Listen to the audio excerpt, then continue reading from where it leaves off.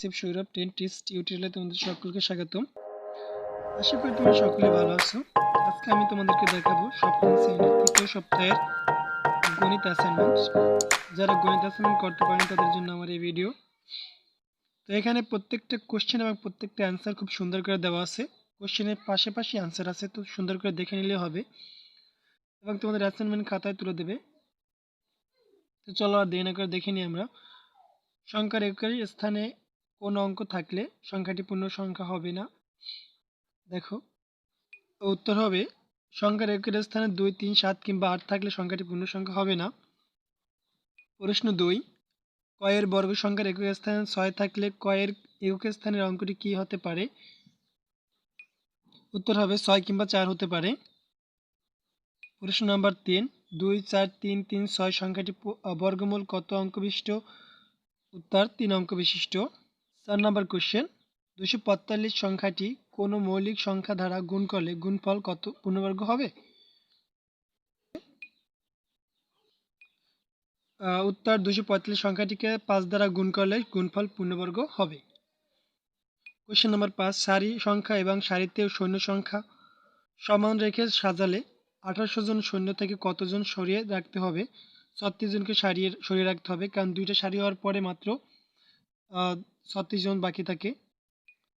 x = -2 এবং y = 3 হলে 3x - twice y এর বিয়োগফলের মান কত? রাবসহ বিয়োগফলটা দেওয়া আছে। দেখো অ্যান্সার আসছে -7। রাবসহ দেওয়া আছে, দেখে নাও সুন্দর করে।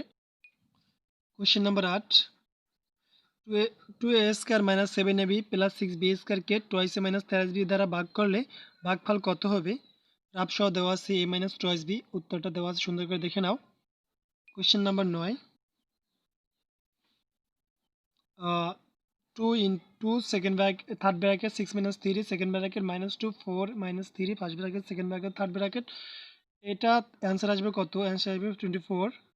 সর্বশেষ 10 নম্বর দেখে নাও। x⁴ - 7x³ প্লাস 2x - 11 রাশিটি x³ এর সহগ থেকে দুর্বক পদের বিয়োগফল মান কত? উত্তর হবে, অ্যান্সার হবে 4 হবে। দেখে নাও সুন্দর করে। আর গণিত অ্যাসাইনমেন্টটা আর আছে দুটো সৃজনশীল নাম্বার 1 ক নাম্বার অ্যান্সার দেখে নাও সুন্দর করে।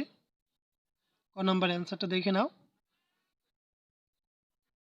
ক নাম্বার শেষ, এবার আসবে খ নাম্বার দেখে নাও। 1 নং প্রশ্নের উত্তর খ নাম্বার, দেখে থাকো সুন্দর করে দেখে নাও খ নাম্বারটা। এখানে শেষ হয়ে গেল সৃজনশীল 1 খ নাম্বার। এখানে দেখবো আমরা ঘ নাম্বার। 1 নং প্রশ্ন উত্তর ঘ নাম্বার আছে এখানে, খুব সুন্দর করে দেখে নাও। প্রথম অনুমান দেখে নাও। এখানে শেষ হয়ে গেল 2 নম্বর 1 নম্বর প্রশ্নের ঘ নাম্বার অংশ। এখন দেখো 2 নাম্বার।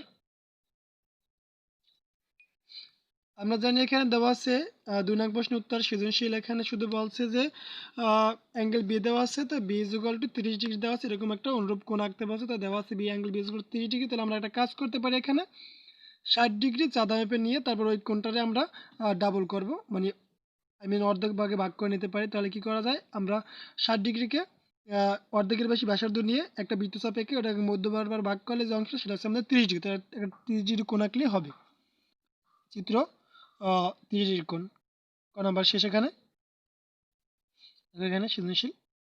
এখানে একটা কথা বলা আছে, খ নম্বর এবং ঘ নম্বর জ্যামিতি মূল বইয়ের 2 এবং 5 নম্বরের মতন, হুবহু এরকমই, 2 নম্বর এবং 5 নম্বরের মতন। তোমরা দেখলে বুঝতে পারবে। এই সম্পাদ্য 2, এই সম্পাদ্য 2